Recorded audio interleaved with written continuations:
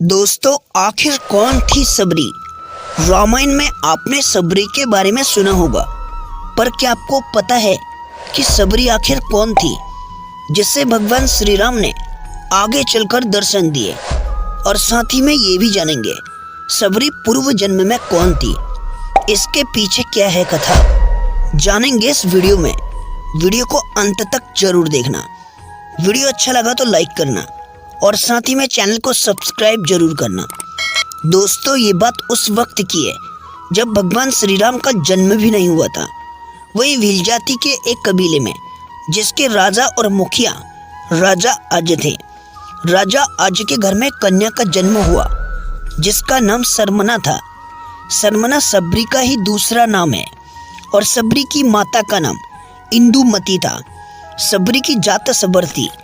सबरी को बचपन में पशु पक्षियों से बहुत प्यार था और साधु संतों से भी वह खुश रहती थी, जो सभी के लिए आश्चर्य का विषय बना हुआ था।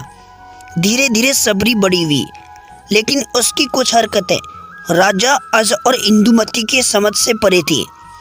समय रहते रहते सबरी के बारे में उसके माता पिता ने किसी ब्राह्मण से पूछ लिया कि वह वैराग्य की बातें करती है। ब्राह्मण ने सलाह दी कि इसका विवाह करवा दिया जाए। राजा अज और भील रानी इंदुमती ने सबरी की विवाह की तैयारियां शुरू कर दी और इस विवाह के लिए एक बाड़े में पशु पक्षियों को जमा कर दिया।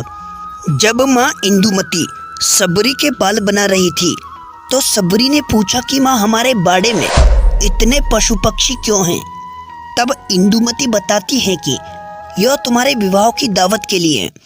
तुम्हारे विवाह के दिन इन पशु पक्षियों का विशाल भोज तैयार किया जाएगा। यह सुनते ही सरमना को यह बात कुछ ठीक नहीं लगी और अपनी माँ से बोली, मेरे विवाह के लिए इतने जीवों का बलिदान मैं नहीं देने दूंगी।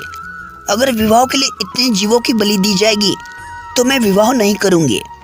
जिसके बाद सरमना ने रात्रि में सभी पशु पक्षियों को आज़ाद कर दिया। जब सरमना बाड़े के दरवाजे को खोल रही थी तभी उसको किसी ने देख लिया। इस बात से सबरी डर गई और सबरी वहां से भाग निकली। सबरी भागते भागते ऋषिमुख पर्वत पर पहुंच गई, जहां पर बहुत ऋषि मुनि रहते थे। सबरी को इस बात का अनुमान नहीं था कि वह निचली जाति की है और कोई भी ऋषि उसको अपने आश्रम में स्थान नहीं देंगे। इसके बावजूद सबरी चुपते हुए कुछ दिनों तक वहां रहने लगी, जब तक कि वह पकड़ी नहीं गई। वह रोज सवेरे ऋषि के आश्रम से बाहर सफाई और आने वाले पत्तों को साफ कर देती थी और ऋषियों के हवन के लिए सूखी लकड़ियों का बंदोबस्त भी कर देती थी। बड़े ही भाव से सबरी चुपके चुपके लकड़ियों को ऋषि के हवन कुंड के पास रख देती थी। कुछ दिन तक ऋषि समझ नहीं पाए कि ये कौन है जो उनके सारे नित्य काम को निपटा रहा है, कहीं कोई माया तो नहीं है। फिर जब ऋषियों ने अगले दिन सवेरे जल्दी देखा और उन्होंने सबरी को पकड़ लिया, तब ऋषियों ने सबरी से उसका परिचय पूछा तो सबरी ने बताया कि वह एक भील जाति से है। ऋषियों ने भील को नीच जाति बताकर उसको ताड़ने और गुस्सा करने लगे।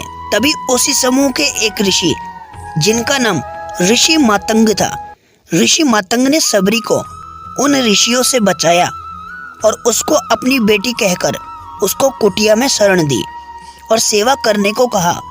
समय बीतता गया।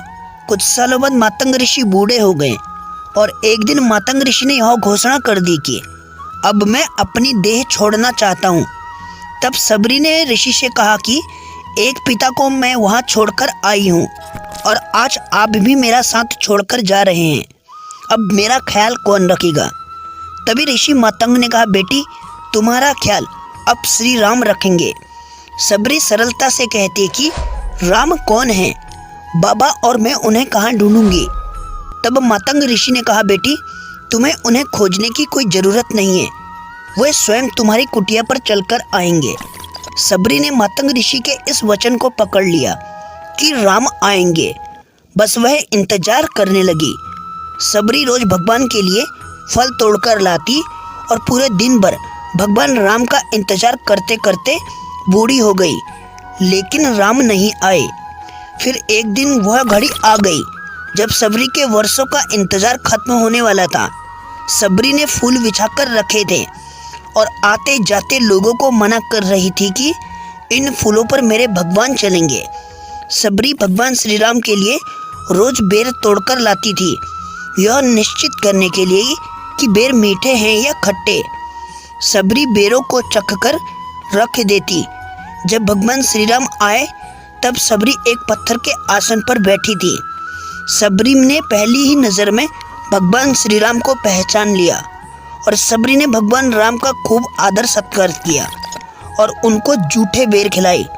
इस प्रकार सबरी के वर्षों का इंतजार खत्म हुआ और उनको श्री राम मिले। अब जानेंगे सबरी कौन थी पूर्व जन्म में। पौराणिक कथाओं के अनुसार सबरी पूर्व जन्म में एक रानी थी। उनका नाम परमहिंसी था। एक बार रानी परमहिंसी राजा के साथ किसी धार्मिक कार्यक्रम में गई थी। वहाँ उन्होंने ऋषियों का एक समूह देखा जो भगवान की भक्ति में मग्न था। रानी परमहिंसी का मन भी उन ऋषियों के बीच बैठकर भजन करने को कर रहा था, लेकिन राजा ने उन्हें ऐसा करने से रोक दिया। व्यथित होकर रानी गंगा तट पर पहुंच गई और गंगा माता से याचना की कि अगले जन्म में मुझे ना तो रूप चाहिए और ना ही रानी का पद, मैं सिर्फ भगवान की भक्ति करना चाहती हूँ। इतना कहकर रानी ने जल में समाधि ले दी और अगले ही जन्म में वे सबरी के रूप में जन्म ली थी। तभी वह भगवान श्री राम से मिली थी। तो ये थी सबरी की कथा। अगर अच्छा लगा तो लाइक जरूर करना।